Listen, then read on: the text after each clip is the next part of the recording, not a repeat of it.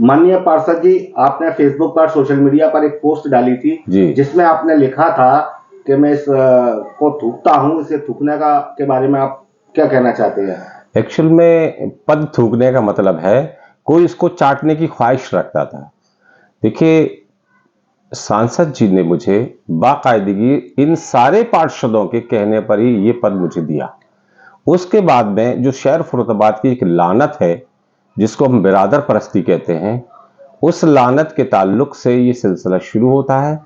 और मैं सिद्दीकी समाज से आता हूं, तो कुछ लानत परस्त लोगों ने इसको डाइवर्ट किया और कहा कि एक पठान के हाथ में जाना चाहिए। ये फिरोजाबाद की लानत के ताल्लुक से आपको याद होगा कि मैंने कोहिनूर गिलास में खड़े होकर के एक बात कही थी कि खालिद साहब, उन्हीं की फैक्ट्री थी, हजारा लोग थे। सिर्फ फिरोजाबाद की वक़ा के लिए मैंने एक बात कही थी कि खालिद साहब, ये तीसरी खाई, तीसरा फ्रिक्शन लाइन न डल जाए, लिहाजा आप अपना गुस्सा थूक दो और इलेक्शन जिसको टिकट मिल गया उसी को लड़ाना चाहिए। ये सबको याद होगा फिरोजाबाद में। लेकिन वही खाई जिसको हम फ्रिक्शन लाइन तीसरी न डल जाए, खाई न खुद जाए, उसी खाई ने गंदे नाले का काम किया है, जो मैंने कहा भी है कि उर्दू नगर में जाके गिरता है।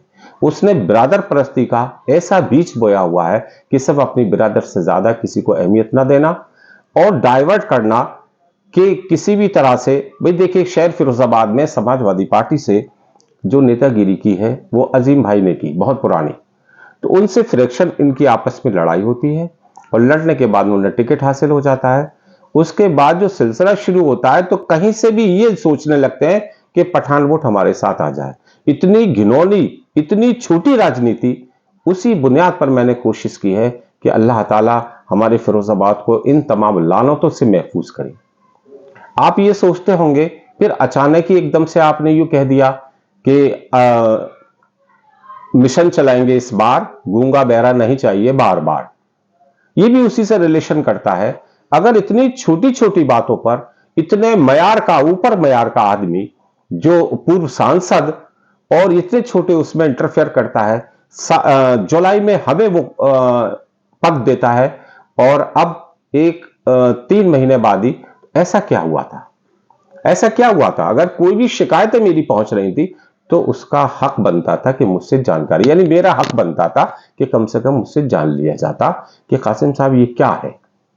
तो अगर इतनी घिनौनी राजनीति, किसी का फोन नहीं उठाना, छोटे स्तर पर हमें लड़ाना, या हमें यह खौफ दिलाना कि भाजपा के डर की वजह से ही मुसलमान तो हमारे साथ है, मुसलमान को वोट देंगे, मुसलमान वोट देंगे, तो मैं इंशाअल्लाह ताला ये मिशन चलाऊंगा कि इतनी छोटी छोटी राजनीति हमें आपस में लड़ाना।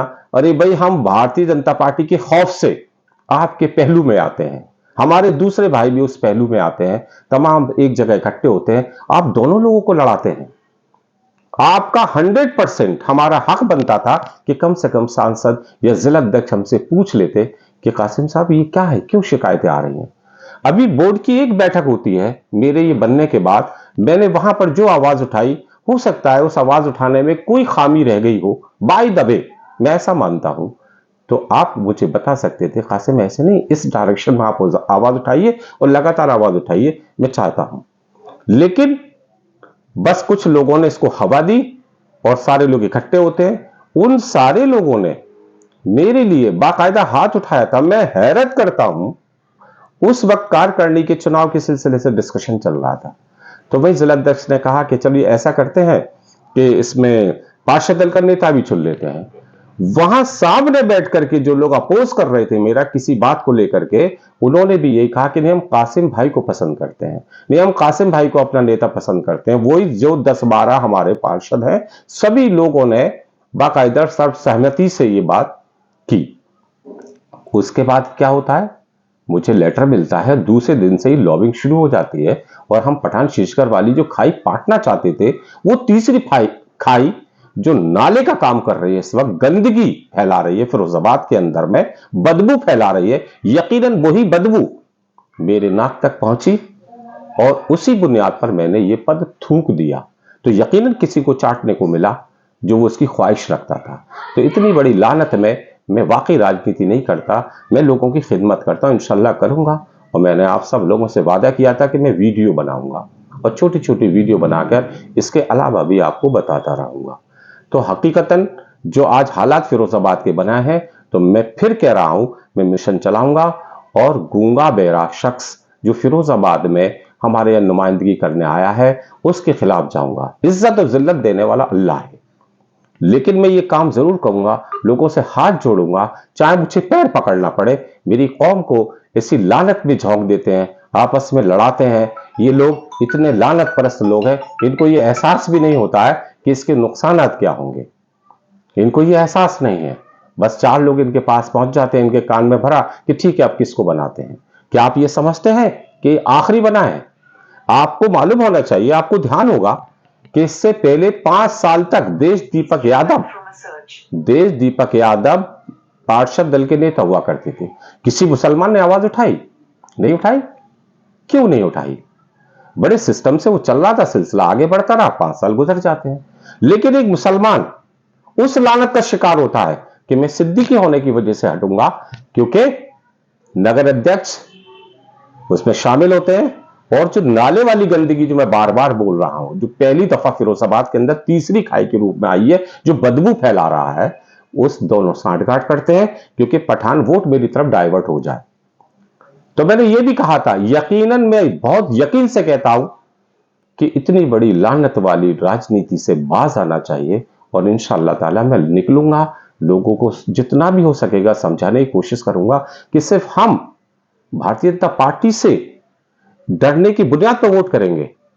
जो हमारा फोन ना उठाता हो, हमारी बात ना सुनता हो, हां हमारी खुशियों में शामिल ना होता हो, इंतकाल में जरूर शामिल होता है, ऐसे शख्स पे लानत अल्लाह की कि हमारे यहां सिर्फ लिस्ट बनाई जाती है किस किस का इंतकाल हो गया है, और 10-20-50 लोगों को लेकर के जैसे राजनीति का कोई जुलूस आ रहा हो और लेकर के उसके घर में जाता है और बैठ जाता है।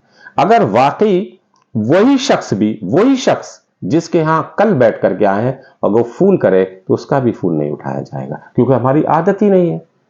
हम बड़े बाप के बेटे हैं, हमसे कौन कहने वाला है हमें भारतीय जनता पार्टी के खौफ से में वोट देंगे। तो इंशाअल्लाह ताला मेरा मिशन रहेगा, क्या मिशन रहेगा ये कि गूंगा बहरा नहीं चाहिए इस बार। इंशाअल्लाह ताला फिरोजाबाद में ये हर मुमकिन कोशिश करूंगा, गली गली जाऊंगा, मोहल्ले मोहल्ले जाऊंगा, लोगों की थोड़ी मैं आड़ डालूंगा, समझाऊंगा। मुझे ये भी मालूम है लोग कहेंगे भारतीय जनता पार्टी जीत जाएगी, तो इंशाअल्लाह ताला मैं उसको समझाने की कोशिश करूंगा कि वो जीत जाएगी ज्यादा बेहतर है। ये आपके पहलू में बैठ करके आपके भाइयों को लड़ाता है, ये उससे भी ज्यादा जालिम है। तो इससे बचने की कोशिश कीजिए। बस यही बात मैं कह रहा हूं, क्योंकि ये वीडियो तो मैं बार बार बनाऊंगा।